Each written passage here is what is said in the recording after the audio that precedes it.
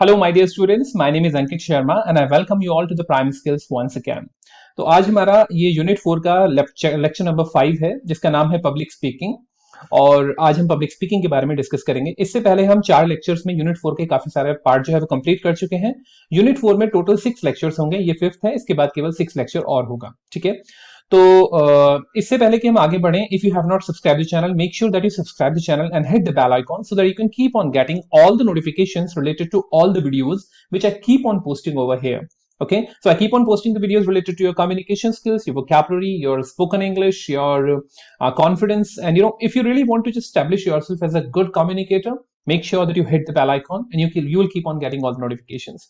Okay, one more thing which I would like to request you guys, if you're watching this video and if you belong to any of the college or any of the institution from AKTU, whatever is your sessional paper, if you will share it with me, will all the sessional papers collectively, I will create a compilation of the questions which are very very important for your semester examination. तो आप किसी भी institution से belong करते हो, आपके जो sessional papers हैं आप मेरे साथ व्हाट्सएप पे शेयर कर सकते हैं। जो हमारा जो प्राइम स्किल्स का ग्रुप है व्हाट्सएप या टेलीग्राम पे, वहां पे आप अपने सेशनल पेपर्स मेरे साथ शेयर कीजिए, जिससे कि सारे यूनिवर्सिटी, सारे कॉलेजेस, जितने भी एकेडमी के कॉलेजेस हैं, उनके मैक्सिमम नंबर ऑफ जब सेशन पेपर्स मेरे पास में होंगे तो I will create a compilation of questions. एक ऐसा क्वेश्चन बैंक मैं आप लोगों के लिए तैयार करूंगा जो कि 100% आपके क्वेश्चन जो है वो उसी में से आएंगे। ठीक है, और उस क्वेश्चन बैंक का प्रॉपर सॉल्यूशन भी मैं आप लोगों को प्रोवाइड करूंगा, तो that will definitely help you out. Okay, so I will request you to do that. So let's go ahead without further ado and just start discussing about our today's session, which is about public speaking.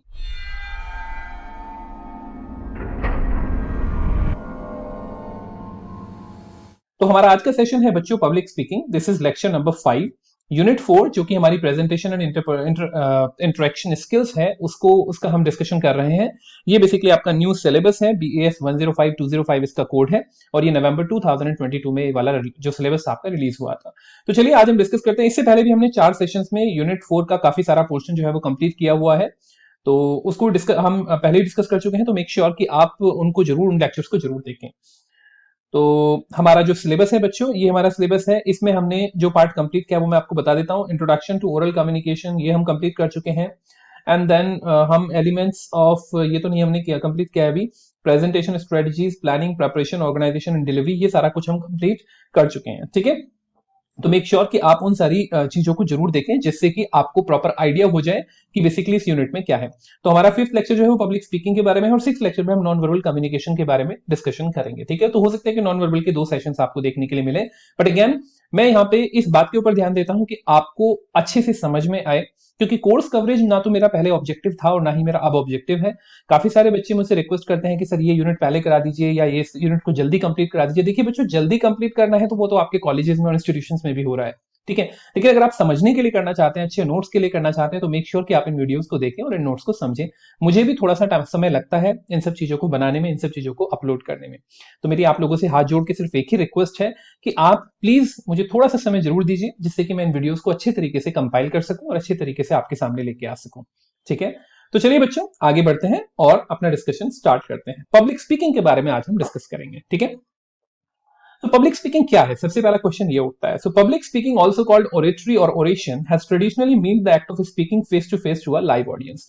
जब आप live audience यानी आपके सामने बैठी हुई audience के सामने आप कुछ इंटरेक्शन करते हैं, कुछ स्पीकिंग, कुछ बोलते हैं, इसको हम ओरेटरी या फिर ओरेशन भी बोलते हैं। ठीक है, पब्लिक स्पीकिंग एक बहुत पुरानी कला है जो ग्रीक और बेसिकली आपका क्या कहते हैं रोमन्स के टाइम से जो है वो चलती आ रही है। ठीक है, तो बहुत अच्छी एक कम्युनिकेशन अगर आपका है तो आप एक पब्लिक स्पीकर के तौर पे जाने जाते हैं और एक बहुत अच्छा करियर आप अपना वहां पे डेवलप कर सकते हैं।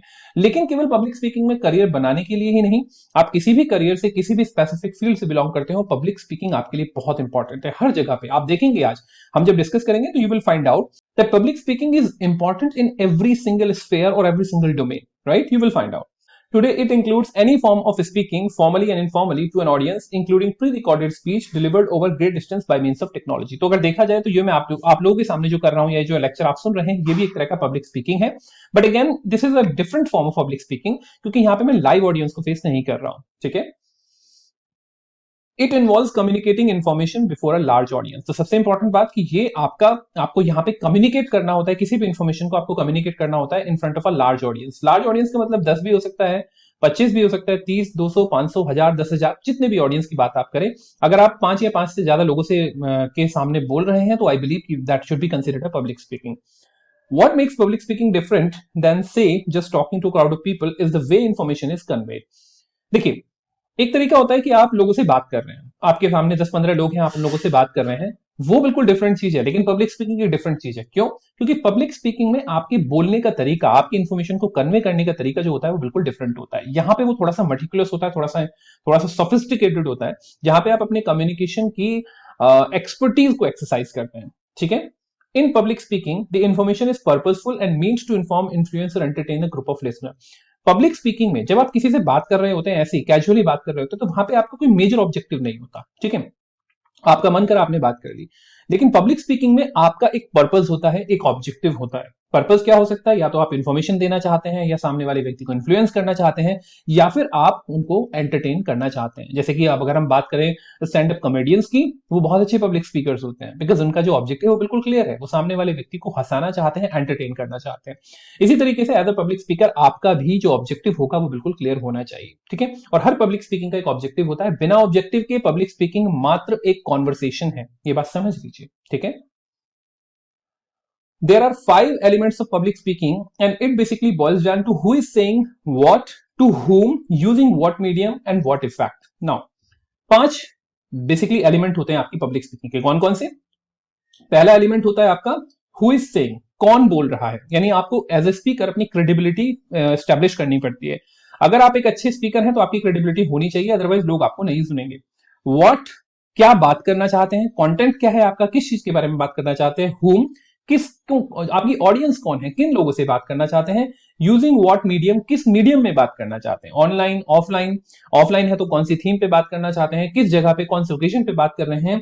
And what is the end effect, आपका उस प्रेजेंटेशन के बाद या उस बेसिकली पब्लिक स्पीकिंग के बाद what exactly is your intention और what desired effect you want on your audience. ठीक है? तो ये 5 एलिमेंट हैं जो बहुत इंपॉर्टेंट होते हैं और जो हमेशा हमें ध्यान रखने चाहिए. In other words, who is the source of message? Message का source कौन है? What is the message itself? Who is the audience? While the medium is the actual delivery method and ending effect. Think of the effect as the speaker's intent for the speech. यानी जो speaker चाहता है, effect का मतलब ये हो गया कि एज ए स्पीकर आप क्या चाहते हैं. हर, मैंने बोला ना, पब्लिक स्पीकिंग में पर्पस बहुत इंपॉर्टेंट है. अगर मैं बोल रहा हूं इस समय और मैं लेक्चर डिलीवर कर रहा हूं तो मेरा एक पर्पस है कि आप लोगों की समझ में अच्छे से आ जाए कि पब्लिक स्पीकिंग क्या है. तो अगर आपको वो समझ में आ जाता है तो आई बिलीव कि मेरा जो काम है या मेरा जो पर्पस है वो पूरी तरीके से फुलफिल हो जाता है.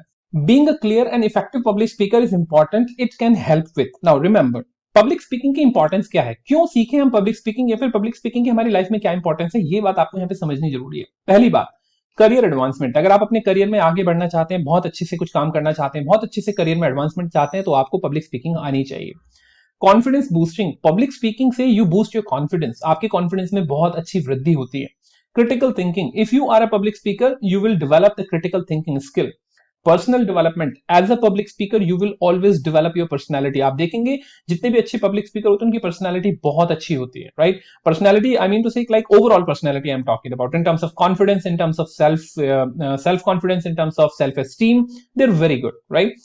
Elevated communication skills. If you are a public speaker or if you actually hone your public speaking skills, communication skills अपने आप से आपके इंप्रूव होने शुरू हो जाते हैं. Networking, अगर आप अच्छे public speaker हैं, then you would be able to connect with people in a deeper sense and you would be able to just create a very, very good contact, or rather I should say network. Leadership building. A leader must always be a good public speaker. If a leader is not a public speaker, he would never be able to maintain a good team, or rather I should say he would never be able to maintain or elevate the morale of the team members. Become a better listener. As a public speaker, it is an essential quality of every public speaker that he must be or he will be a very very good listener. So make sure कि अगर आप इन सब चीजों में अपने आप को अच्छा बनाना चाहते हैं, और ऑफ कोर्स हर कोई बनाना चाहता है, तो आपके लिए पब्लिक स्पीकिंग स्किल्स के नुएंसेस को सीखना, पब्लिक स्पीकिंग स्किल्स के बेसिकली फंडामेंटल्स को सीखना और उनको अप्लाई करना बहुत इंपॉर्टेंट हो जाता है. ठीक है? Important elements of public speaking include. What are the important element. Now यहां से आपका सबसे इंपॉर्टेंट पार्ट शुरू होता है, जहां पे आपको ये पता होना चाहिए कि पब्लिक स्पीकिंग के एलिमेंट्स क्या है, और अगर आप उन एलिमेंट्स को मास्टर कर लेते हैं, then nobody can stop you from becoming good public speaker. But remember, public speaking is not a theoretical skill, it's a practical skill. So जो मैं यहाँ पे आपको बता रहा हूँ, that is only the knowledge, right? That is some information which I am sharing with you. But until and unless you apply this information in your real life, you would not be able to hone the skill of public speaking. Okay, so make sure कि यहाँ पे हम जो ये skills, ये जो हम skill develop करने की कोशिश कर रहे हैं, हम उसका theory part या fundamental part पढ़ रहे हैं, जो कि बहुत important है, but again application is more important. So what are the 5 elements? Number 1 is the purpose. Okay, हम इन सबको elaborate करेंगे, अभी थोड़ा सा discuss करेंगे. Number 2 is the audience. Number 3 is the message. Message के भी कई part होते हैं, accuracy, brevity and clarity. Okay. Number 4 is delivery, verbal, non-verbal communication and fluency. And number 5 is presence, जिसमें क्या आता है आपका confidence. तो अब हम एक एक करके इन सब चीजों को डिस्कस करना शुरू करते हैं, ठीक है? चलिए, सबसे पहले हम बात करते हैं बच्चों पर्पस की. What is the purpose, right? Purpose is a very important aspect of or element of your public speaking. Before you give a speech, you really need to define what you want or expect to achieve in the talk. आपको सबसे पहले ये clear होना चाहिए कि आपकी expectation क्या है. जो भी टॉक आप डिलीवर करने जा रहे हैं, जो भी स्पीच आप देने जा रहे हैं, जहां पे भी आप पब्लिक स्पीकिंग करने जा रहे हैं, there should be some purpose behind that, right? This is really the core reason और purpose of your talk, which can be any of the combination of the following. आपका पर्पस इनमें से कोई भी हो सकता है. फॉर एग्जाम्पल, टू इन्फॉर्म, आप किसी को इन्फॉर्म करना चाहते हैं किसी चीज के बारे में. टू एजुकेट, जैसे कि मैं इस समय कर रहा हूं, ये मेरा पर्पस है कि मैं आपको एजुकेट करना चाहता हूं. टू अराउज, किसी व्यक्ति को मोटिवेट करना चाहते हैं, इंस्पायर करना चाहते हैं. टू परसुएट, आप किसी व्यक्ति को किसी काम को करने के लिए परसुएट करना चाहते हैं. फॉर एग्जांपल, अगर एक टीम मैनेजर है या फिर एक लीडर है, वो अपनी कंपनी के जो लोग हैं उनको परसुएट करने के लिए कोई स्पीच दे सकता है.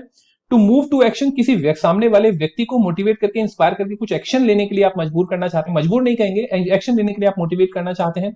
टू एंटरटेन, आप एक स्टैंड अप कॉमेडियन है या फिर आप कॉमेडी करना चाहते हैं, आप एंगेज करना चाहते हैं स्टूडेंट्स को या अपने ऑडियंस को, या फिर आप बेसिकली उन लोगों को एंटरटेन करना चाहते हैं. So there can be multiple, you can say, purposes, right? ऐसा नहीं है कि इनमें से केवल एक पर्पस ही आपकी स्पीच का हो सकता है. ऐसा भी हो सकता है कि आप 2 या 2 से ज्यादा पर्पसेस को क्लब करें. फॉर एग्जांपल, आप एजुकेट भी करना चाहते हैं और एंटरटेन भी करना चाहते हैं, तो एंटरटेनमेंट और एजुकेशन को मिला के आपका पब्लिक स्पीकिंग का पर्पस बन सकता है. But the purpose should be clear. मेरे हिसाब से आपको हमेशा पर्पस की क्लैरिटी बहुत अच्छे से होनी चाहिए. Only then you can be a good public speaker. It is important to make a personal statement of what you want to achieve before you even starting write your speech. तो आपको सबसे पहले, इससे पहले कि आप स्पीच की जो स्क्रिप्ट है वो लिखना शुरू करें या आप कुछ भी बोलना शुरू करें या कुछ भी आप प्रिपरेशन करना शुरू करें, आपका ऑब्जेक्टिव बिल्कुल क्लियर होना चाहिए. उसी से आपको डायरेक्शन मिलती है. For example, in speaking to this group, आप किस तरीके से लिख सकते हैं? आप इस तरीके से लिख सकते हैं जैसे आपको एग्जाम्पल दिया हुआ है. In speaking to this group, I want to persuade them to consider our product और my services while also entertaining them with the stories and humor. तो यहाँ पे आप देखेंगे कि यहाँ पे आपके 2 ऑब्जेक्टिव हो गए. सबसे पहले बात, आपका पहला ऑब्जेक्टिव है परसुएट, यानी आप परसुएट करना चाहते हैं, and number second objective is entertaining. तो यहाँ पे आप 2 ऑब्जेक्टिव अचीव करना चाहते हैं, तो दिस इज योर पर्पस. लेकिन आपने इसको प्रॉपर तरीके से लिख लिया, क्लैरिफाई कर लिया, जिससे कि आपकी पब्लिक स्पीकिंग बहुत अच्छी हो सकती है. What do you want to happen when you finish the speaking? What results are you looking for? What do you want your individuals in your audience to do? यानी क्या करना चाहते हैं, मतलब एक पर्पस को कैसे डिफाइन करते हैं कि आप क्या चाहते हैं कि क्या हो जब ये स्पीच फिनिश हो, या फिर आप कौन से रिजल्ट्स चाहते हैं, या फिर आप इंडिविजुअल्स जो है उन लोगों से क्या चाहते हैं कि वो क्या करें. What call to action would you like them to take home so that they can actually work on that. If you're not sure about what you want to happen, then audience is unlikely to experience any change. अगर आपको ही नहीं पता है कि आप अपनी public speaking session से क्या चाहते हैं, then audience will not experience any change, and the impact of that speech will be negligible. Clarity of purpose is a key in being an effective speaker. आपकी purpose की clarity होना सबसे important है public speaking के लिए, ठीक है? Number 2 is the audience. अब हम बात करेंगे audience की. Audience is the second element, right? Your purpose in speaking to the group is to inform, persuade or entertain the audience. आपका पर्पस आपको पता लग गया पहले एलिमेंट से. Your motivation is to get satisfaction from the expressing your ideas and getting recognition or applause from the audience. आपका motivation as a public speaker क्या होता है? आपका मोटिवेशन 2-3 चीजें हो सकती है. नंबर 1, पहली बात तो सेटिस्फेक्शन हो सकता है. फॉर एग्जाम्पल, मैं जब आपको पढ़ाता हूं या मैं आपको जो लेक्चर डिलीवर करता हूं, इससे मुझे एक सेटिस्फेक्शन मिलता है कि I am helping out hundreds of students in understanding the concept and actually finally getting through the exam, or rather I should say finally getting something through to their personality and improve their personality in a higher run, in a longer run, right? So ये मेरा एक objective, मुझे एक satisfaction महसूस होता है. इसके अलावा आप अपने आइडियाज को एक्सप्रेस कर सकते हैं. एंड देन गेटिंग रिकॉग्निशन का मतलब कि आपको पहचान मिलती है. Most of the people who are connected to me right now, they know me by my name, right? पहले मुझे बहुत कम लोग जानते होंगे, लेकिन अब मुझे लोग जानते हैं, दे अप्रिशिएट मी, ये मुझे रिकॉग्निशन मिलता है। Applause from the audience when students comment on my YouTube videos कि सर आपकी वीडियोस बहुत हेल्प कर रही है, that is called the applause. तो इन तीनों चीजों से मुझे मोटिवेशन मिलता है। तो आपको एज ए स्पीकर आपका मोटिवेशन क्या है? वो मोटिवेशन जो होता है वो बड़ा इंपॉर्टेंट होता है, और वही उसी मोटिवेशन की वजह से आप जो है पब्लिक स्पीकिंग करते हैं, right? In order to achieve your purpose as well as to get the expression and applause you desire, यानी अगर आप अपने पर्पस को अचीव करना चाहते हैं और अगर आप वो डिजायर्ड मोटिवेशन चाहते हैं, you must satisfy the audience with something in which they are interested. एक बात समझिए, अगर मैं इस तरह की वीडियोस बनाऊं जो आप लोगों को समझ में ही ना आए या फिर आपको उनसे कुछ भी ना मिले, तो क्या आप उन वीडियोस को देखना पसंद करेंगे? क्या आप मुझे कभी अप्लॉज करेंगे? क्या आप मुझे कभी अप्रिशिएट करेंगे? क्या आप इस तरह के कमेंट्स लिखेंगे जो मुझे अच्छे लगते हैं? जब इनमें से कुछ भी नहीं होगा तो ना तो मेरा पर्पस क्लियर होगा और ना ही मुझे मोटिवेशन मिलेगा। तो इसीलिए आपको अपने ऑडियंस को समझना बहुत जरूरी है। मेरे ऑडियंस AKTU के फर्स्ट ईयर के स्टूडेंट हैं जो कि सॉफ्ट स्किल्स पढ़ना चाहते हैं। मुझे मेरा पर्पस क्लियर है, मेरे ऑडियंस को मैं अच्छे से समझता हूं कि वो हिंदी भी समझना चाहते हैं, इंग्लिश भी समझना चाहते हैं। अगर मैं पूरा लेक्चर इंग्लिश में डिलीवर करूंगा तो हो सकता है काफी सारे बच्चे उस चीज को ना समझ पाए। तो यहां पे मैंने अपनी ऑडियंस को अच्छी तरीके से समझा। इसी तरीके से एज ए पब्लिक स्पीकर आपको ऑडियंस को समझना बहुत जरूरी है।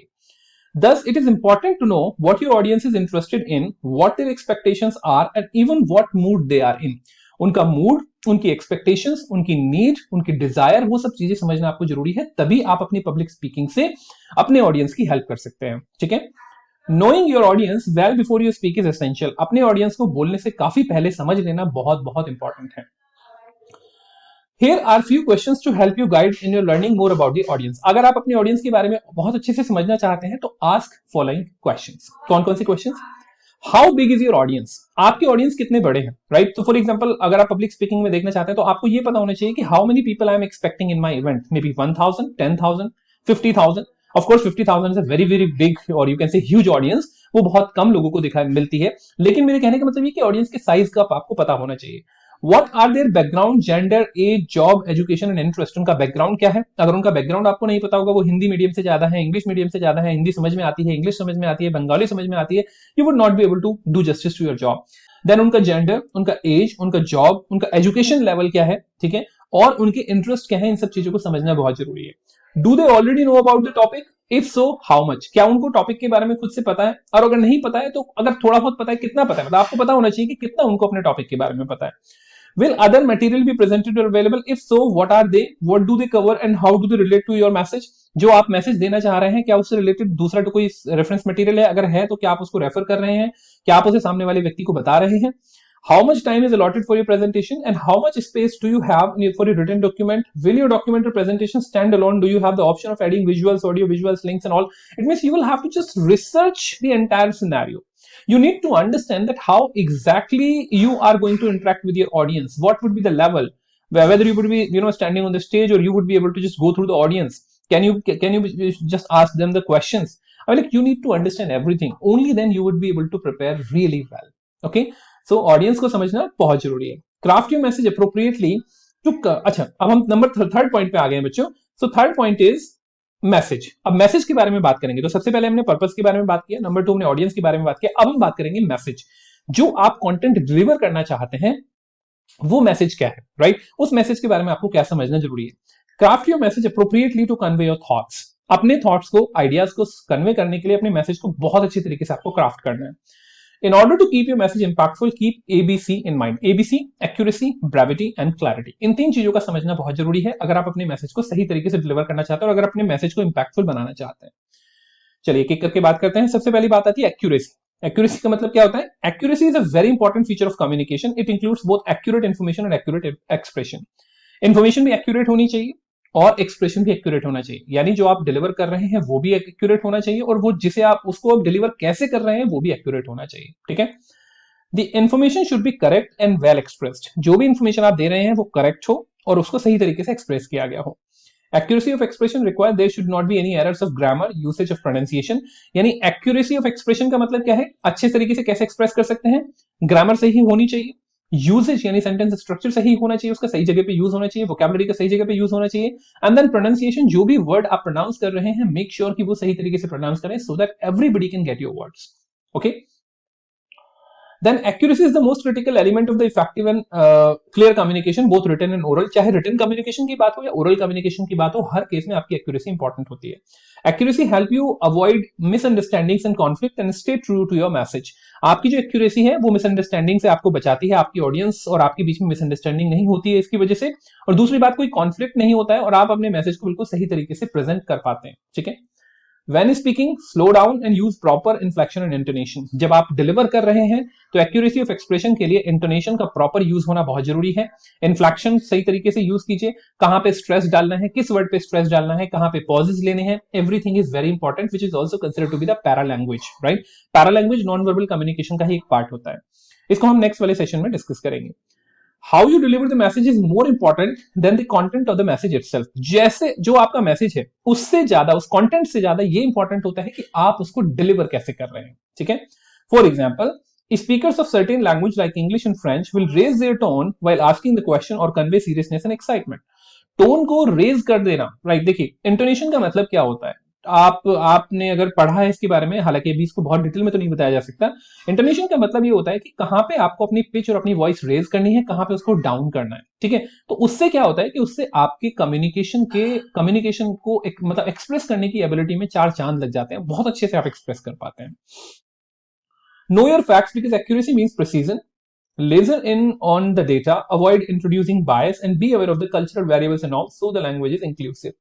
जब आप अपने डेटा को या अपनी कोई भी इंफॉर्मेशन को as a public speaker present कर रहे हैं तो at that time it becomes very very important for you कि आप उन चीजों को बहुत ही एक्यूरेटली और बहुत ही सटीक तरीके से प्रस्तुत करें। क्योंकि अगर आप वहां पे कुछ गलतियां करते हैं, कल्चरल बायसेस को कंसीडर नहीं करते हैं या फिर आप कल्चर को कंसीडर नहीं करते हैं, तो सिचुएशन में आपका जो कम्युनिकेशन है दैट विल फेल।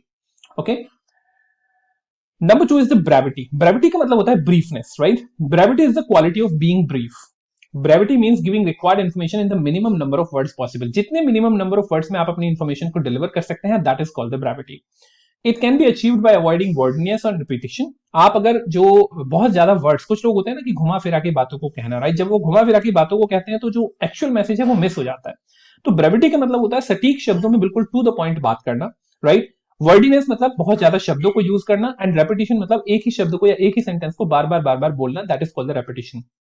अगर आप ब्रेविटी अपने कम्युनिकेशन में लाना चाहते हैं तो मेक श्योर कि आप वर्डिनेस एंड रेपिटेशन को पूरी तरीके से अवॉइड करें। ठीक है।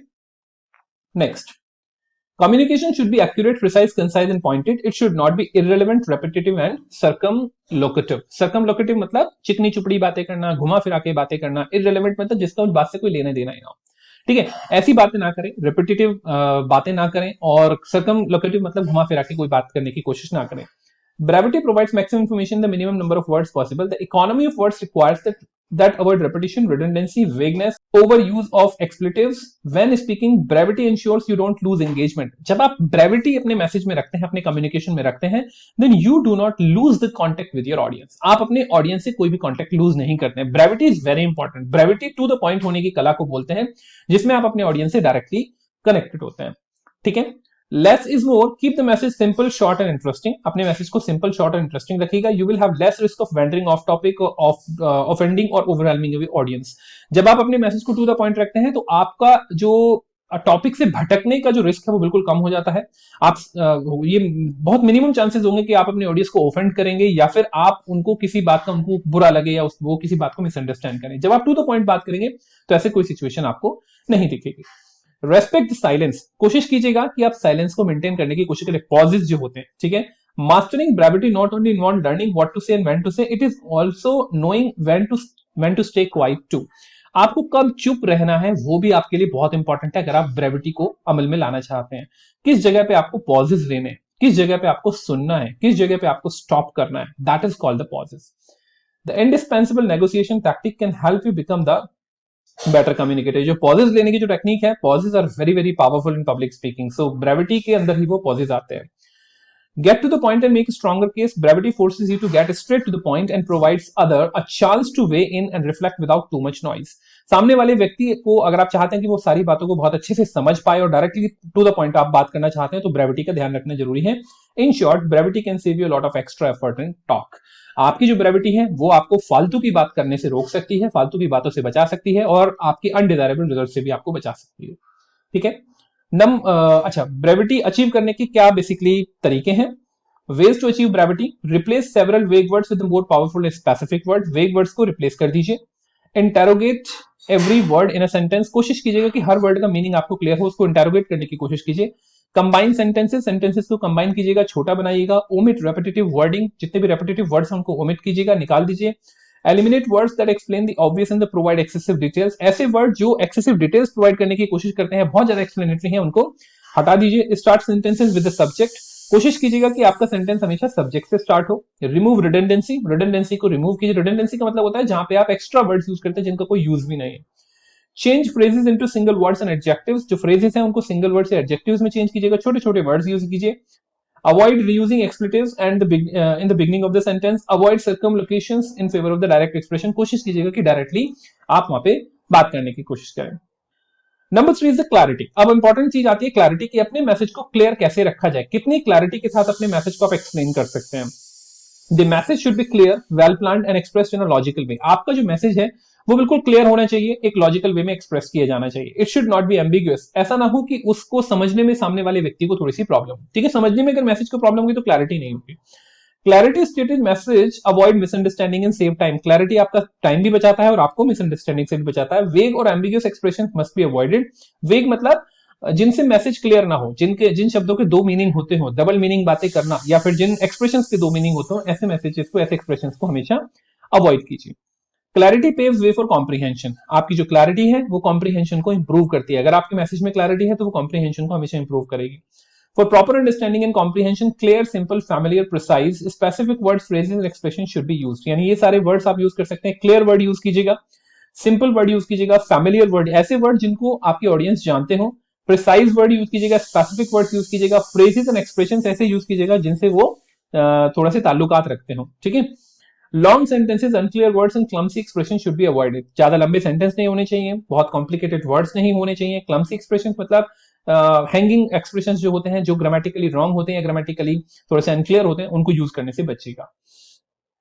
Clarity depends upon 4 factors, they are as follows. 4 factors के ऊपर आपकी क्लैरिटी डिपेंड करती है। Number 1, always use simple, common and meaningful words, avoid technical words, jargons and क्लिशेज।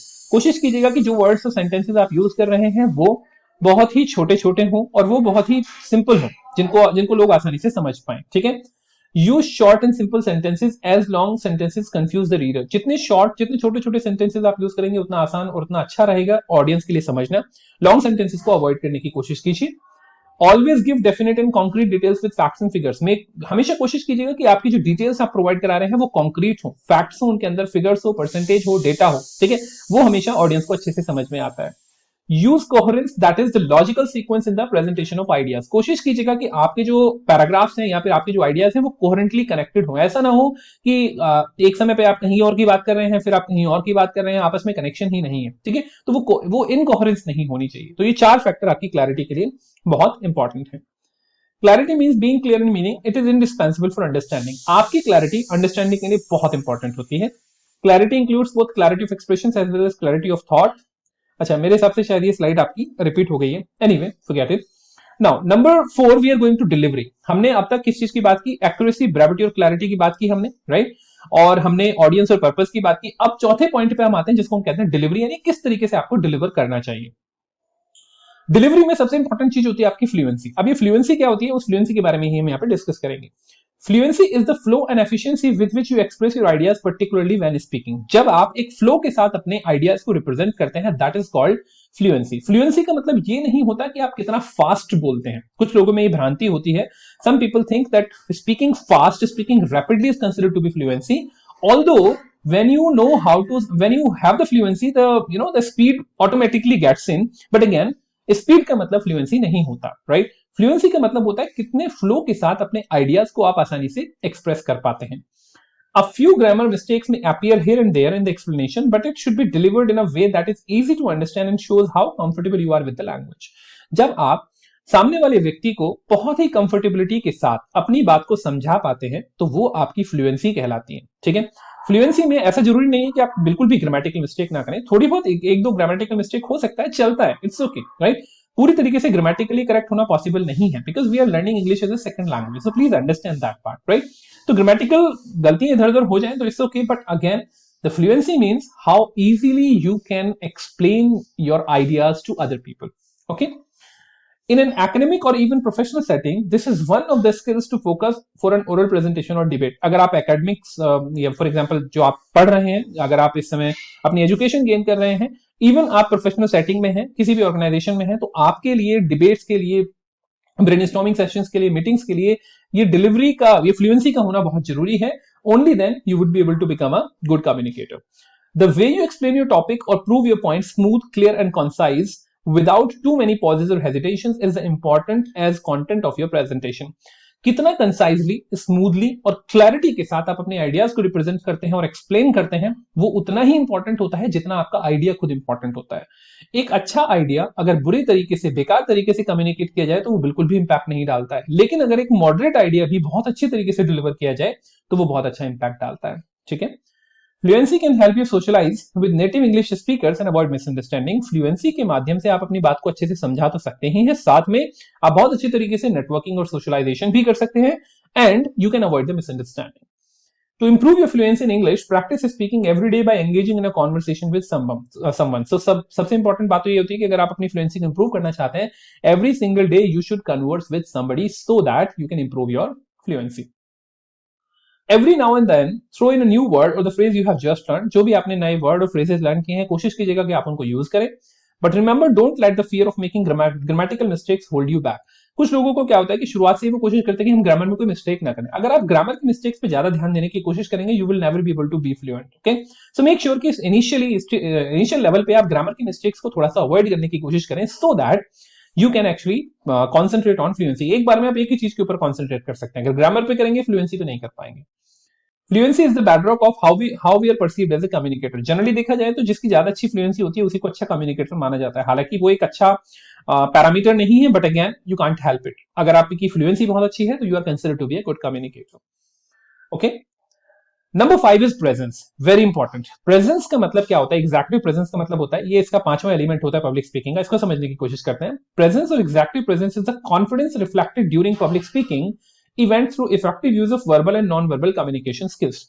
जब आप कॉन्फिडेंस के साथ वर्बल और नॉन वर्बल कम्युनिकेशन स्किल्स के कॉम्बिनेशन को प्रेजेंट करते हैं, वो कहलाता है आपका प्रेजेंस, एग्जैक्टिव प्रेजेंस. जहां पे सामने वाला व्यक्ति आपकी परफॉर्मेंस, बेसिकली पब्लिक स्पीकिंग कोई परफॉर्मेंस नहीं होती, but again it is considered to be performance in some scenarios. जहां पे आपकी पब्लिक स्पीकिंग एक्टिविटी को देख के या फिर आपके एक्सप्लेनेशन और आपके कम्युनिकेशन को देख के सामने वाला व्यक्ति मंत्रमुग्ध हो जाता है, that is basically called your presence.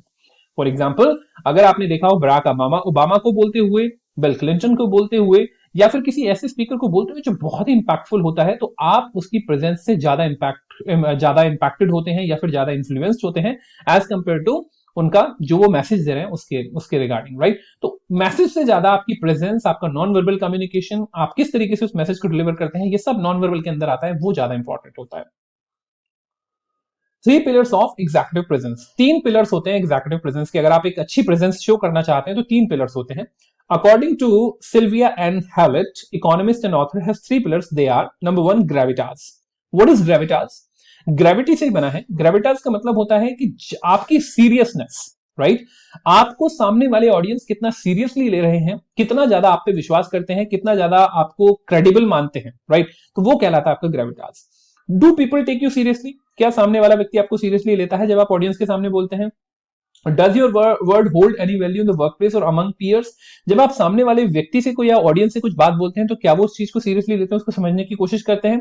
Would people think twice before cross questioning a statement or the second guessing your decisions? जब आप अपने कोई डिसीजंस या कोई भी स्टेटमेंट देते हैं तो लोग उनको क्रॉस क्वेश्चन करने से पहले सोचते हैं, राइट. क्या वो उनको लगता है कि नहीं भाई ये आदमी अगर बोल रहा है तो सही बोल रहा होगा, right. If the answer to all these questions is yes, then congratulations, you have gravitas, right? यानी अगर आपकी एक क्रेडिबिलिटी है कि भाई हाँ ये व्यक्ति जो बोलता है ना बिल्कुल सोच समझ के बोलता है, राइट, इसकी बातों में दम रहता है, तो इसका मतलब कि आपके अंदर वो ग्रेविटास वाली एक एट्रीब्यूट, एक क्वालिटी है. Essentially, gravitas is the sum of weight of your personality and the confidence you exude in your demeanor. So, यहाँ पे एक चीज समझना बहुत जरूरी है. आपकी पर्सनैलिटी और आपकी कॉन्फिडेंस दोनों को अगर मिला के प्रेजेंट किया जाए तो वो बेसिकली आपका ग्रेविटास कहलाता है, राइट.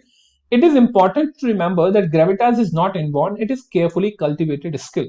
Gravitas कभी भी, यानी अपनी जो आपकी जो क्रेडिबिलिटी होती है वो कभी भी बेसिकली बचपन से नहीं होती, राइट. उसको पैदा किया जाता है, उसको कल्टीवेट किया जाता है।